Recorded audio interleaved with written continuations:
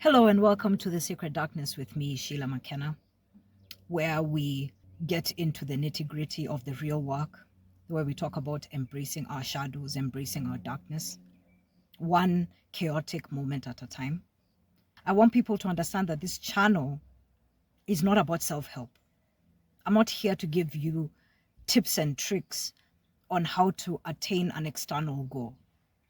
This channel is about giving yourself a chance. It's about recognizing the parts of yourself that you are ashamed of the most.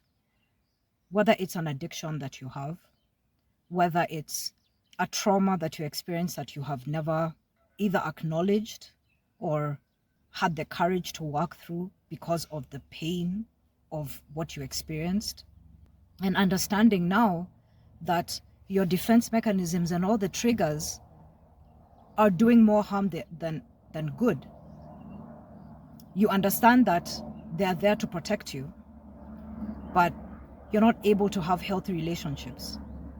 And maybe there are things that you've started, there are projects that you've started, and there are so many things that you've wanted to progress to that you have been unable to do because of these very same mechanisms whose sole aim is to protect you.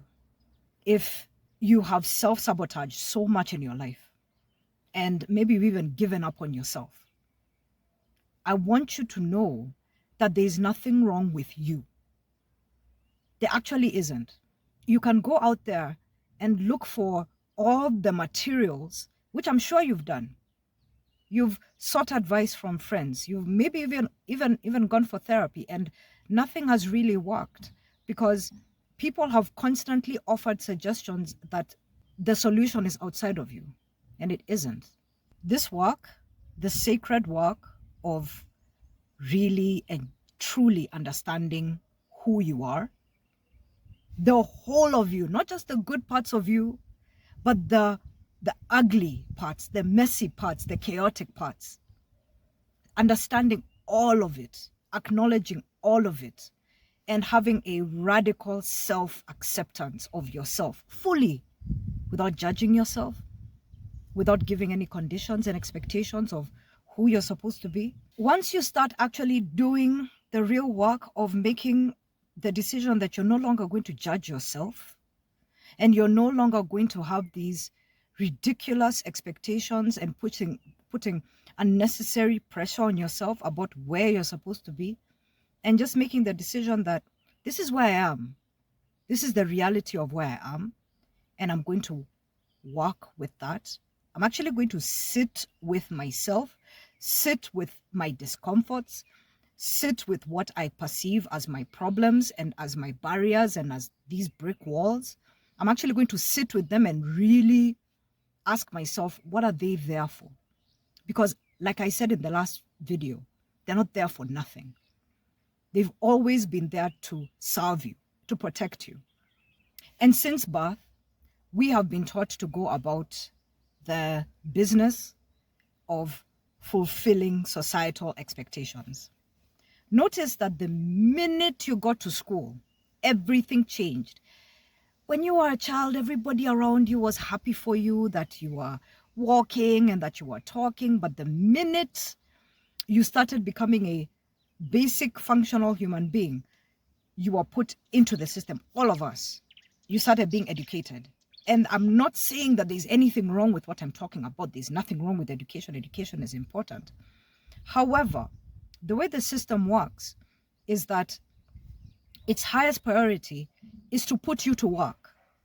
So it doesn't really matter what experiences you've gone through in your life, as long as they serve the system. That's all that really matters.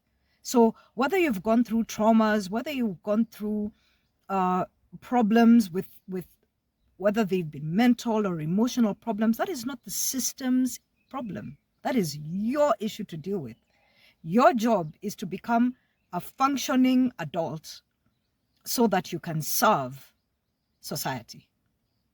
So if anything should happen along the way, if any of these expectations that have been created, if they break down somewhere, if you drop out of school, if you get married and get a divorce, If you were doing very well in your job and you got laid off, or you decided to quit because things were crazy, notice how quickly you will be dropped like a hot potato. And you will be told there are facilities for you to work on yourself and fix yourself so that you can get back on the machine. You need to get back on the machine because there are things that you need to fulfill. What I'm saying is that the system doesn't care about you. You have to start caring about yourself. You have to start learning and understanding exactly how you work. You need to get into the work of mastering yourself.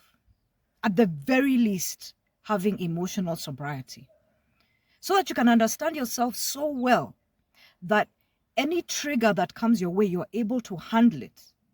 Any challenge that comes your way, you're not going to allow that thing to deter you so much that you're unable to fulfill your own desires. These are things that we were not taught in school. We were not taught about emotional regulation or self-awareness or alchemy, emotional alchemy, which means turning really challenging situations into advantageous objectives, into advantageous values and tools that you can use to better yourself. For a lot of people who have succeeded in this lifetime, that has been their secret weapon. The fact that they've been able to alchemize really difficult, potentially debilitating circumstances and turning them into something that is to their advantage.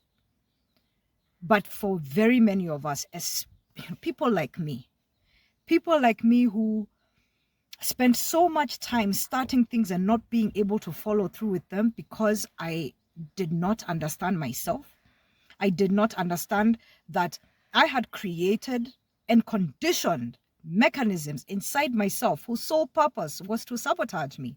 Whenever I wanted to get out of my comfort zone, and I don't even like the word comfort zone, but that's the only word I can use. It's like a locus of control that each and every one of us have. We all have an orbit of comfort. And some of us are able to get out of that zone and thrive and adapt. And so many of us can only go so far.